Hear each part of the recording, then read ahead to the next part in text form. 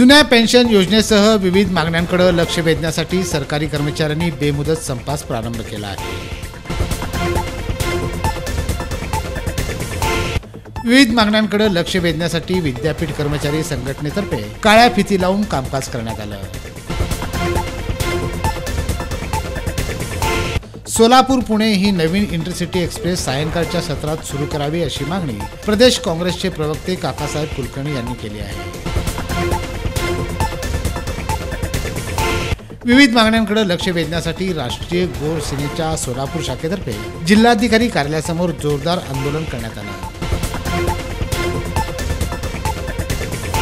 आमदार गोपीचंद पडळकर यांच्यावरील हल्ल्याचा तीव्र निषेध नोंदवत सकल धनगर समाजानं जिल्हा प्रशासनास निवेदन दिलं आहे।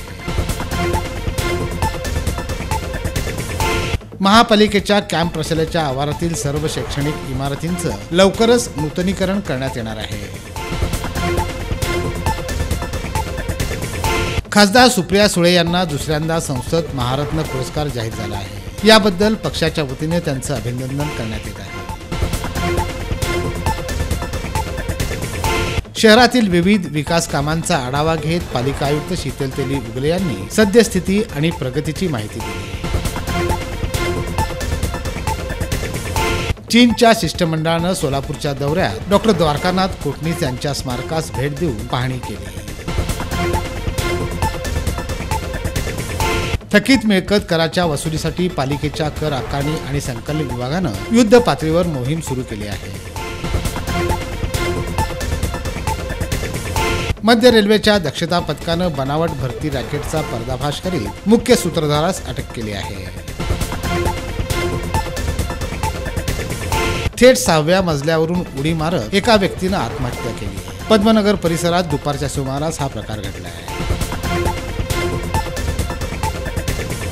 लोणकरजी चंडक स्मृती व्याख्यानमालेस रविवारपासून प्रारंभ होणार असून एम्पी थिएटर इथं या व्याख्यानाचा लाभ घेता येईल। येत्या 17 तारखेला हरिबाई देवकरण प्रशालेच्या मैदानावर आदिशक्ती महिला संमेलन होणार आहे।